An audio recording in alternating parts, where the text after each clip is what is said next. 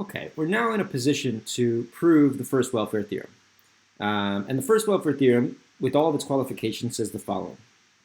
If we have an economy is characterized by a utility for each agent and an endowment for each agent, so ui and omega I. And we know that there's an equilibrium of this economy by our existence, and so we're assuming that all the u's are strictly monotone. And so there exists a utility, an equilibrium. We'll assume whatever you need so that there exists an equilibrium. And we have that P star, X star is the equilibrium. That's a price vector which determines the relative value of the goods. And X star is the allocation for the consumers. And those are the Walrasian demands, right? So X star is the Walrasian demand under the income generated by the endowment under the equilibrium price vector P star, given also the price vector P star as the prices that they're facing. So the claim that the first welfare theorem tells us is that X star is then Pareto efficient. So if we have an equilibrium of an economy, then X star is Pareto efficient, and it's Pareto efficient over the set of all feasible allocations. So we're going to prove this, and we're going to prove it in considerable. We're going to really do the proof. It's not very difficult, so that's kind of cool that we can do this. But before we do that, we're going to go back to we're going to state a couple of results. So remember that we have if X star is a Walrasian demand under price vector P and I is a Walrasian demand, then we had a few things. So this comes from homework 3, question 1. And if you go back and you look at homework 3, question 1, you'll see that you already understood and proved the following, that if you have some other allocation, some other bundle of goods, we'll call it X. If X is such that U of X is greater than or equal to U of X star, then P dot X is greater than or equal to P dot X star. Right, so this is just, if X is better than the Walrasian demand, if you prefer X to the Walrasian demand, then it can't cost less. It costs a little bit more, right? And this is under strict monotonicity. So maybe I should put under strict monotonicity.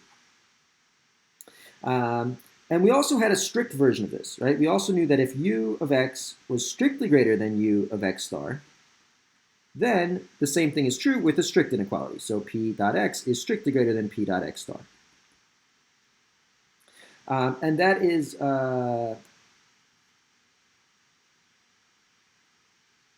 those come from homework 3. You can go back and look at it. I don't want to go into detail about why these are true. They should, at this point in the class, be sort of self-evident, right? We're pretty good at working with these maximization problems.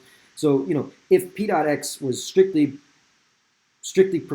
X was strictly preferred to X star, but it costs the same amount, then you would prefer to do that than to do X star, right? Kind of thing. So, I mean, these are relatively obvious, but this is nonetheless something that we spent some time on, and it comes from strict monotonicity. We also should write down maybe Walras law, which just says that P dot X star is equal to I, is equal to the income of the consumer, right? And that's what's called Walras law. Okay, so these are sort of our auxiliary results. Oh, one more thing, I guess. What is the definition of feasible? So feasible in an economy, right? So X bar is feasible if when you sum across the consumers, X bar I is less than or equal to the sum of the endowments of the consumers, right?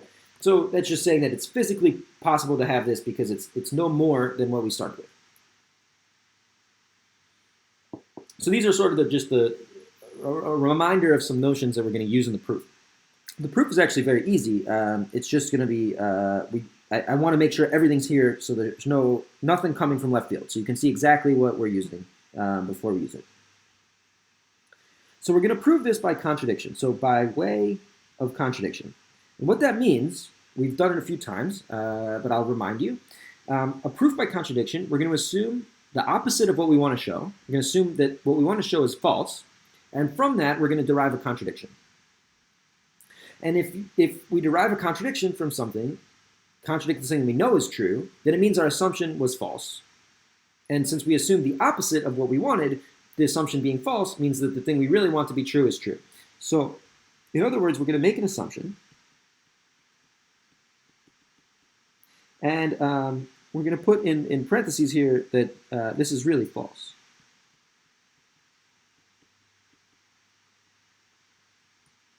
And we're just going to remember that in our head that's really false. And our assumption is that the first welfare theorem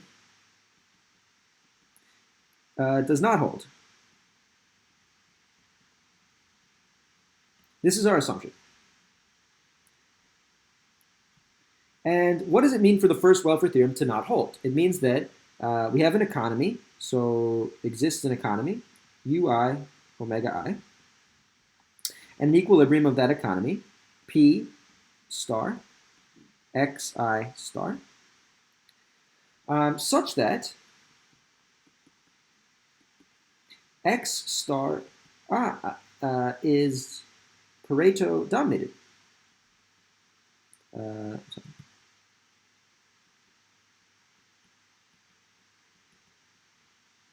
And we'll say it's in particular Pareto dominated by some feasible x bar. So the opposite of the first welfare theorem says that x star, the equilibrium, is not Pareto efficient. What does it mean for it to be not Pareto efficient? It means that there exists a feasible allocation which Pareto dominates it. A feasible allocation which Pareto dominates it, and we're just going to call that thing x bar.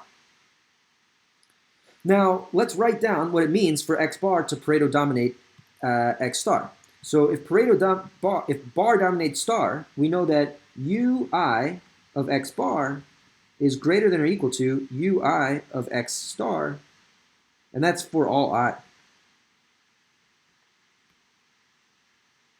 And we also know that for some j, x bar is strictly bigger than u of x star. Right? So the definition of Pareto dominance says everybody's just as well off, and someone is strictly better off.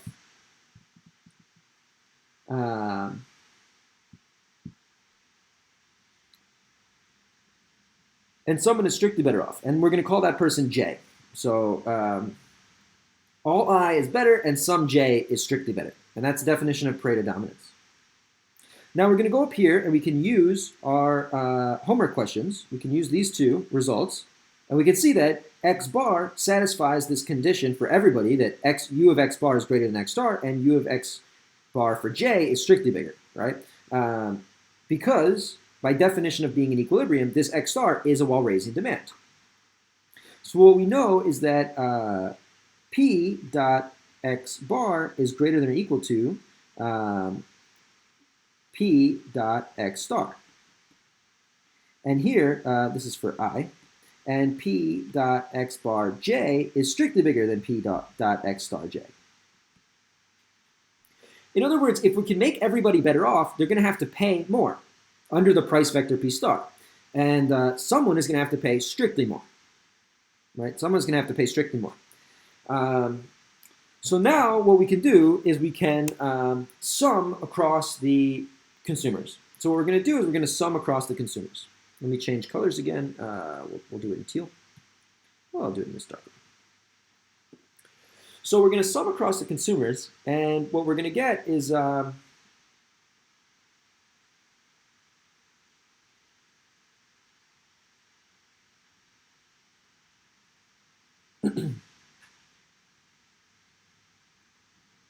we get the following.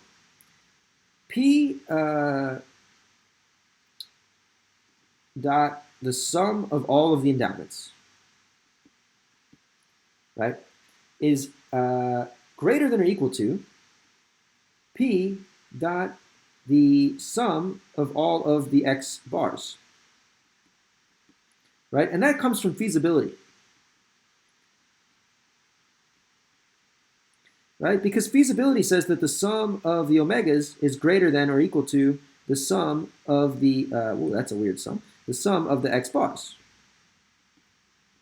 right? And so these are positive quantities, we're just multiplying each side of this equation with a p, right? So if we multiply each side of the equation with a p, the inequality stays the same, everything's positive. So we get that p dot x star, p dot omega I, the sum of the omegas, the price of all the endowments is greater than or equal to the price of all of the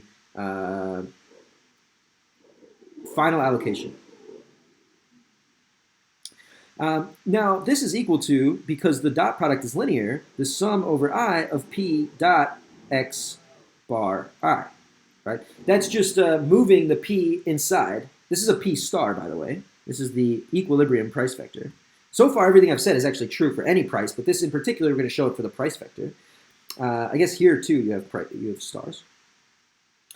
So this is just moving the p inside. And now what do we know? We know that the price of this Pareto dominating allocation must be strictly bigger than for the Walrasian equilibrium. Because for every consumer, it's weakly bigger, and for some consumer, it's strictly bigger. And that leaves us no choice but then to say that the sum is strictly bigger, right? So that means that this is strictly bigger than the sum over I of p star dot x star, not bar, star. Right, so for each consumer, this thing inside the sum was bigger, and for one consumer, namely J, it was strictly bigger, and so the entire sum is bigger. And now, of course, we can use Walras' law. So Walras' law says P star xi is equal to P star dot omega I, right? So Walras' law, we're just replacing the inside with P star dot omega I. The Walrasian demand, the price of the Walrasian demand is the price of the income, is the amount of income, but in an equilibrium, the price of the income is exactly the price of the endowment, right? So this is Walras' law applied to an equilibrium where the price of the income is the price of the endowment. And of course, then linearity tells us again that we can just take this P star outside and we get back that we can P dot the sum of the endowments. And we're summing over consumers. And you should be able to see the problem, right? One hopes that this sort of screams something at you. On the first thing is that P star omega I is something strictly greater than something itself, right? So in other words, we get that P star sum over omega I is strictly bigger than P star sum over omega I, right? And that is a contradiction, right? That is a contradiction, and so what does it mean if we find a contradiction? It means we can go back and we can say that this is false, right? We come back and we know, well, it's really false, like we thought.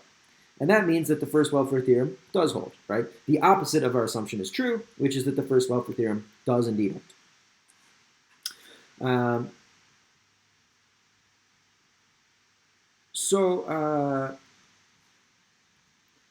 In the slides, the proof is written, but I thought it was enlightening to go through it step by step. But I want to talk a little bit about the intuition behind the proof, right? So that's a nice proof, but it's actually a very illuminating proof if you stand at the right vantage point, right? So what's happening is that each individual consumer is maximizing her budget without considering the other agents, right? They're not thinking, what's the Pareto optimal thing to do? They're thinking selfishly, what is the way that I maximize my utility given the whatever the other people are doing, right? Whatever this price vector is, I just take it as given and I maximize my utility. Now, this price vector has implicitly fixed all the other consumers' utility levels, right? They're indirect utilities. And they're fixed at V P star with the income of their endowments under P star. And if you go back to the lectures on Pareto optimality, we know that if you maximize utility subject to some fixed constraint on the other consumers, that the result will be a Pareto efficient allocation, right? And so that's sort of what's going on here. It says that each consumer is optimizing, and so if you were going to make her worse off, if you were going to make the consumers better off,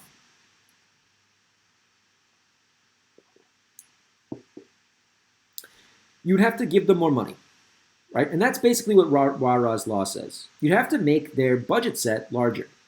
Now, it doesn't really matter. The money isn't the issue. It's what can I afford, right? It's the budget set. But the budget set for each consumer has to fit together to be the entire allocation space, right? So if you think about the Edgeworth box, if I make the budget set bigger for one consumer, I'm making the budget set for the other consumers smaller. And so in order to increase one consumer's budget, you're reducing the budget of another consumer. And under monotonicity, that's going to make that other consumer worse off. So in order to make someone better, you have to make someone else worse, right? Because what I can afford is based on the relative price of my endowment to what I want. And in order to make me wealthier, you have to make the prices of my endowment higher relative to the prices of other stuff. But that other stuff is owned by someone else. And so when I make my stuff relatively more valuable, it means other people can afford less of it. And so you're going to hurt them because of strict monotonicity. So it's a really, that's a really kind of beautiful result, I think. Now, there's kind of two ways to look at this. One would be to say, well, if you're kind of a conservative bent or a neoclassical bent, you'd say, well, let's just leave markets alone. The invisible hand is efficient. Look, the first welfare theorem tells you whatever happens in a market is Pareto optimal, so why should we meddle with it, right? We couldn't possibly make it better unless we make someone worse off, and then we're choosing winners and losers. That's a term that gets thrown around in American politics a lot, choosing winners and losers, right? The liberal rebuttal, right, the other side would say, well, look at all these markets that could be improved. There's tons of places where there's just rampant inefficiency, tons of stuff that's just done terrible, which means that whatever the assumptions of your terrible model is are not met. People aren't working according to this math, and so you should just throw out the entire lot of economics because it's not predicting what it's supposed to be predicting, because what we see empirically is not Pareto efficient. And both of these just totally miss the point. They both totally miss the point. And I think the point is a little bit on both sides.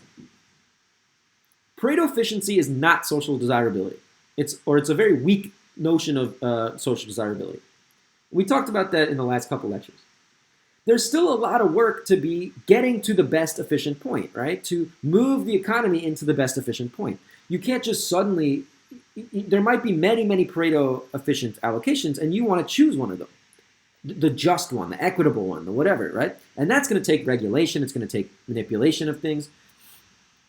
Beyond that, there could be reasons why we don't meet the assumptions of the first welfare theorem. There can be market failures, which will formulate in the future as externalities, but there's all sorts of different ways that it could fail. And the first welfare theorem gives us a way of thinking about which of these situations we should attend to, right? So some situations are going to fail because of externalities, and these can be easily fixed by regulation. I'm polluting. When I pollute, it makes me better off because I don't have to pay for the pollution, but it makes someone else worse off because they have to breathe smoggy air or live in an uninhabitable planet or something.